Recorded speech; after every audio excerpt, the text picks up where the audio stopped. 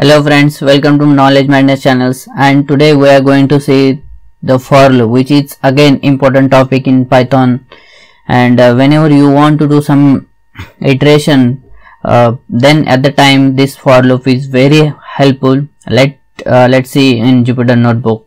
I am just going into the Jupyter Notebook. Okay, here it is. Yeah, for loop. Why do we need this for loop? Let me demonstrate this through one simple example. Suppose I have this grocery list, and I'm just adding some simple element in it, like sugar, then after milk, and what you can as a green tea. Okay, these are the three elements, right? So I have created this list and I want to iterate this list. That means I want to get these elements like sugar, milk and green tea in a straightforward way. We seen that in the list how we can get this element through list like this. Like suppose I want to get sugar, then it's like 0, list 0. Okay, this one, right? So the first element, what you can say in the, but as I mentioned you that these are the 0th, 1 and second element. So list is started from 0. I already prepared one video about this list, so you can watch. If you haven't watched that video, just please watch it. Okay, see, so if you want to iterate these elements, so basically manually how you can do is, so if you want to access the second element, then how you can do it, like a 1 means as the second element. So don't get confused. It's list index start from 0, 1, 2. Okay, so I'm just running these cells, and what I'm getting just milk, this one. So like this way you just iterate the list like this. Okay, but the thing is that this is like 0, 1, 2 and there are so on, like this is so on. What if there are hundreds of elements in that list? What if there is thousands of elements in that list? Then how do you get this element? Okay, let me clear the one thing. Why do you need to get this access this element? Okay, in the project in future you are doing the Python project, so you will definitely need this concept. And today in this video at the end we will see a simple project which can use the for loop, and that will definitely help you. So watch this video till the end, so you will definitely understand the whole concept of for loop. So I think you understood that why do we need the for loop, because like a traditional way to accessing the list element or maybe tuple element, dictionary elements, it is very difficult to get those elements, right? Then we need to avoid this, or we need to get something so that can overcome this problem, and that is why the for loop come to the picture. So let me demonstrate. For this is for, this means for item in grocery list. Okay, and this is indentation, as we seen in the last video, that if else statement, the indentation I have already explained in that.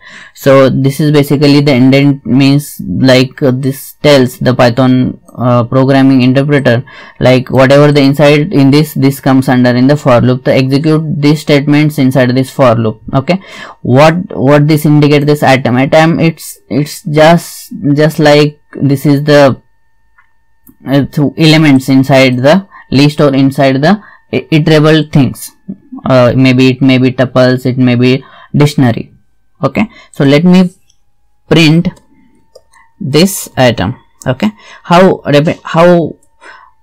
what will be the output? Just think. Okay, yeah, here it is. So instead of writing this like a list 0, and this is first 0th element, first element, second element, and so just writing a 2 line of code, you are getting this one.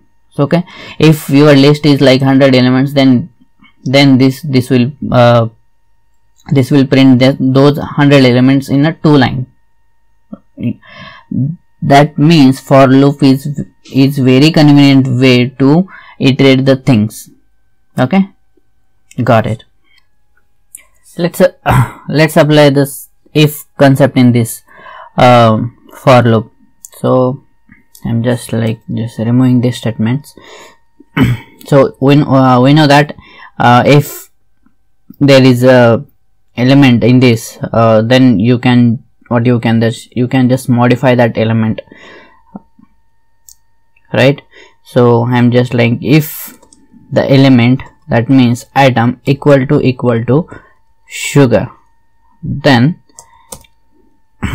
you simply just replace that element. So you know that basically hypothetically I'm just hard-coded the things, this one, and the element, I'm just actually the 0th position, the element is sugar, and so instead of like getting the position of sugar, just I'm writing hard-coded things so that we can replace things. This is just for the understanding the concept, and using if inside the for loop. So if item is sugar, then we replace like brown sugar, okay, and then I'm just like ending, and else print do nothing, don't do anything, right? Actually you don't have to write this, but just for understanding, do nothing. Okay, just let me run this. Yeah, at the beginning, when the atom equal to sugar, it is replaced with brown sugar, and when we access this milk and green tea, there is nothing, the code is not doing nothing. So ultimately I'm just printing this list again, so you will understand that. Yeah, so did you notice that here it is brown sugar brown sugar is came, okay, instead of this sugar. Let's take a practical example. Where do you need this for loop? Okay, suppose you have a string like this one. What you can say that Apple iPhone 32 GB. This is your string, and what you can say that color is blue. Your iPhone color is blue. This is the string. So you want to extract this 32 like a storage. This is storage, and this is like 32. You want to extract this information from this string. Then how can you do that? So basically you can split this string with space. Okay, this one. So you got the list, and I'm just like element iPhone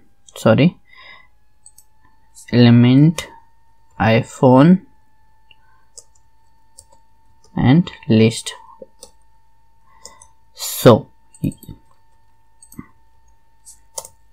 this one, the split function is the where let me tell you, those who does not watch the previous videos, the split function basically does the split this string based on the space. Whenever there is a comma inside that, you can split with the comma, right? This is the job of the split function. The next thing is like, after splitting this element, we will have the list of the element. Okay, so we will iterate through this element, and whenever there is a GB in that, then we can extract this 32. So how we can do this? Like again, this is atom. It is not necessary like to put atom or element something. It's not mandatory. It is whether if you want to add anything, any variable or anything which you like. So I'm doing this like E. Okay, For just demonstration purpose, in this, just copy and pasting. Okay, okay, so we have this list, right? If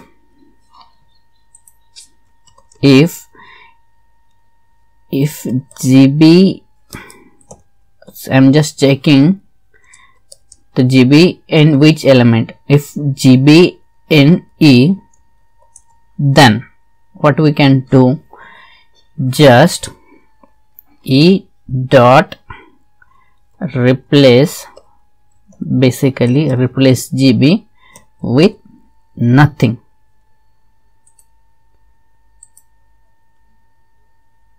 Okay, and just printing this element for your understanding. Okay, and I'm doing nothing. Otherwise I'm doing nothing. Do nothing. Okay, let me run this. I'm just running this. Okay, did you see this one? Like for the first Apple, it is not doing anything. For the iPhone, it is not doing anything. But whenever there is a string and which contain like GB and E, this is don't bother about this syntax or something. You will definitely understand later on this what is exactly. Basically it's checking the whether inside that string, okay, that the element, basically the element of the list, this individual element is a string, and inside the string, if in that element that element is taken, and then what we did, we just replace that 32 GB with nothing, so that we will have that 32 GB. In this way, this for loop is very useful to getting extracted information. Yeah, there are multiple ways to extract this information, but this can be this for loop if else statements can be utilized to flow your program. This is the simple, what we can say, that a simple problem statement, and we extracted the information of storage from this string whenever you have the string. And lot of time you will need this kind of arrangement so that you can get the desired information. Yeah, there is a regex or something, other tools are available, but this is, in this way you can do this. Okay, so this is the small, and that we will, let's do some small project in this.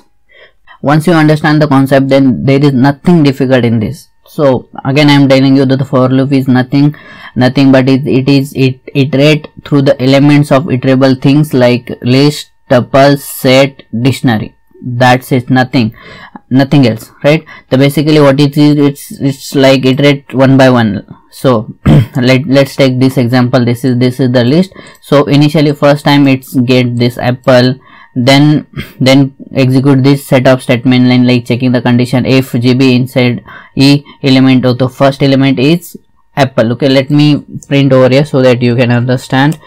Print E. Okay, see, for the first time it is the first element is Apple, so it's again checking if GB inside E, no, there is no GB in Apple. So it what then it control goes to the else statement, then it is like printing do nothing. If you haven't watched if else video, then just go and watch it. You will understand these concepts very clearly.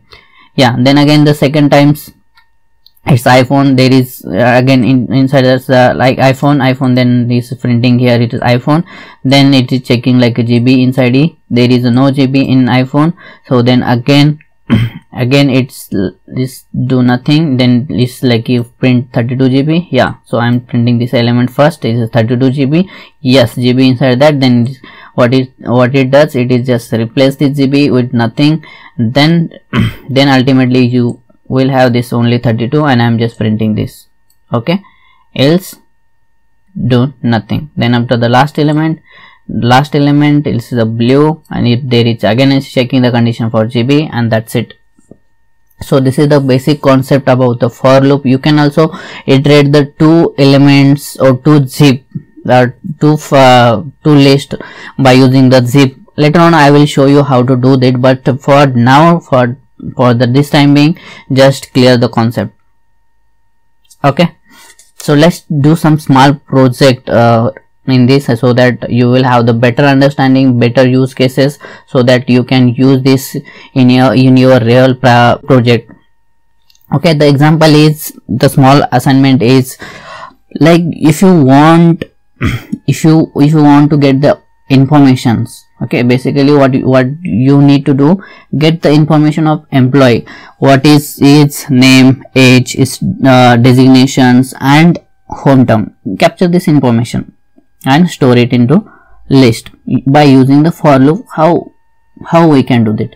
Think it, pause this video, do it yourself, try to do it yourself, and then again continue to watch the video for the answer. Okay, did you tried? Yeah, if you able to do that, then it's a great things. If you not able to do that, then just watch it, no problem at all. I will demonstrate how to do it. Okay, so basically what information we required, I'm just put those information into the list. So this is the required info equal to, this is what you can say, that the name, then again it's age, then it's designation of employee,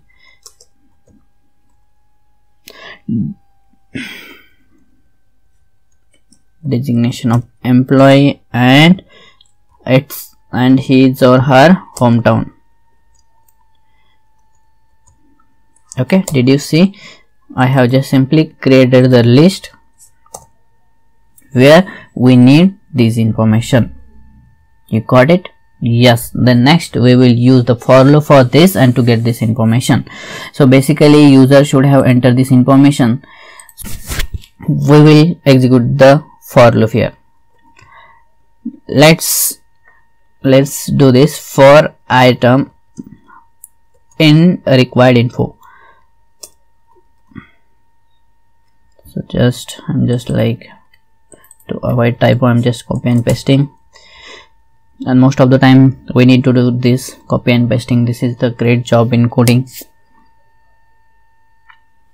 Okay, so basically we iterate through this element, and then we are asking the users to write your name, age, designation and hometown.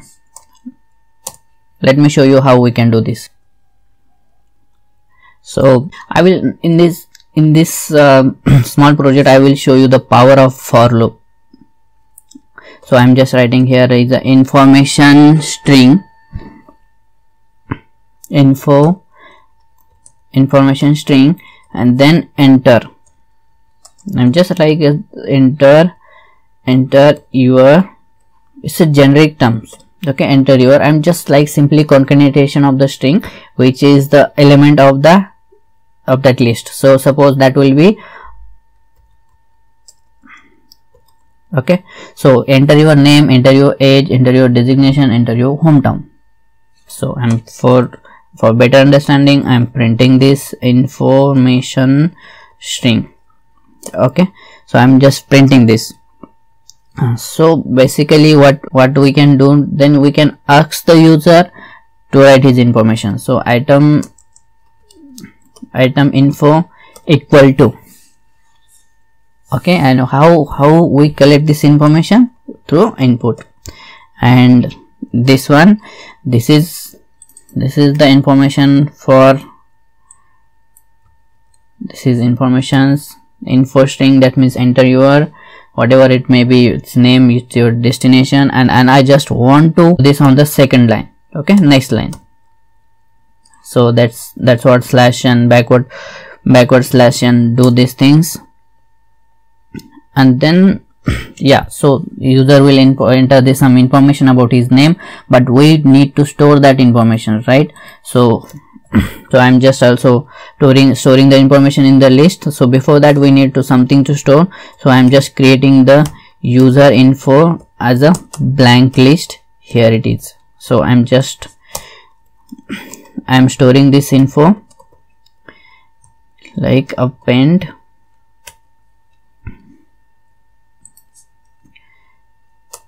I'm just adding those information into the list. Okay, this one, just append this element.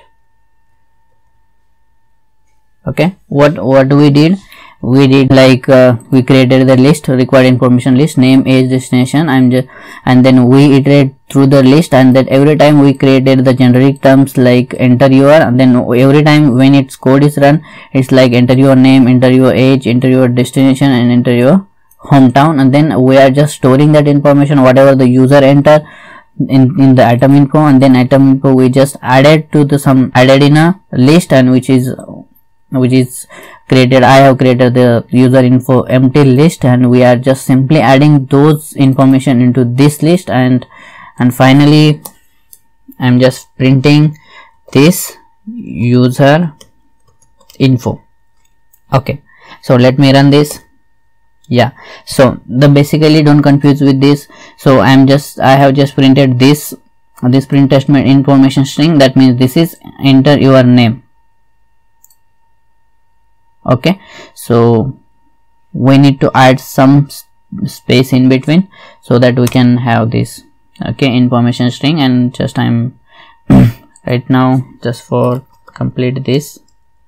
Okay, enter your name, then next time when you run this it will, yeah, don't confuse with this. So for it like your name is close together, so I'm just hiding so it will be more visible to you. So I enter your name, so basically starting I am just entering Rohan, enter your age, it's like 23, and enter your destination designation, this is X something, and enter your hometown like this. I'm just simply adding this information. So did you see, this is Rohan, which is age is 23, and this is XYZ, and this is XYZ, it's his designation and hometown. Okay, but did you notice that I have made change in while running the code, but it haven't applicable because the Python interpreter already captured this information and accordingly it executing. So it is not creating this like a space in here like this. So I'm just copy and pasting this information, and I'm just removing this statement. Okay, I'm just running this. See, enter your name, how beautifully it comes, enter your name. So Rohan, its age is 23, his designation is manager, let's promote him, and its hometown is, what you can say, it's Pune. Okay, did you see this information, how beautifully we capture this information? Rohan is 23, that manager is his designations, and Pune is hometown. See how beautifully we capture this information. And see, this is the power of for loop. Let me show you again what is the exact power of for loop. For just keep in mind that whatever I am writing I will explain you in the next video. That is simply it's a range function. For r in range of 2, and this is like, you can say that this is a nested for loop. You can say that nested for loop. I'm simply writing this information over here. Okay, what basically range function is basically like you can create iterable things, whatever you put the range inside that. So it is like a range 2, that means it's create two times this for loop will run. If you put here 3, then it will run 3 times. Just do this. Like again I'm putting this Rohan information, it's 45 age now, his designation is manager, and its hometown is Pune. See, in the last example it is not asking for again to enter this information like next employee information, but just writing it just simple one line of code, it's executing this time. Okay, the second information. And see, in the traditional way how it is difficult to you to get this information. Did you understood? This is called as a power of for loop. So just for like again Soham, I'm writing his age, then his designation, it's VP, vice president, and his hometown is what you can say, whatever you put you like. So I'm just again put him in Pune. See, this is the first information for the Rohan, this is the next information for the Sohan. And what if you have the 1000 employee? Just simply put 1000 over here. Okay, this is fastly I'm doing this. It's again asking me for his hometown, again name, this is one, again destination is hometown, then again is name. It will like 1000 times it will show you like enter your information, and like this thousands of time this one. Okay, this is called the power of for loop. Okay, so this range function I will explain you in the next video what is its role, and what is its what basically we can use this range function in this, and all those things related to range function. Again, that is also useful in real-time projects while you're doing. Yeah, so stay tuned, and if you like the video, just please hit the like button, and if you for the more videos, just do subscribe. Okay, this is my initially starting. I'm making this video. Maybe you will find that some lagging in between the talking and something. Please bear with me, but I hope I'm trying to deliver you much more information so that it can be useful for you to get the job or enhance your skills. Yeah, if you have any doubts, you can just write it down in the comment box, and please do subscribe this channel. So okay, bear with my English. That's I'm not like my native language is not English. I'm basically I'm belongs to from like a village town, and I'm not a convent student, so my English is not too good, but I can deliver whatever. Main purpose is whatever I'm delivering, you just understood those things. That's it. So just bear with me. If still you didn't understood those concepts, just please write in the comment. I will answer them. No problem at all. So thank you for watching. That's it from my side. So yeah, bye bye.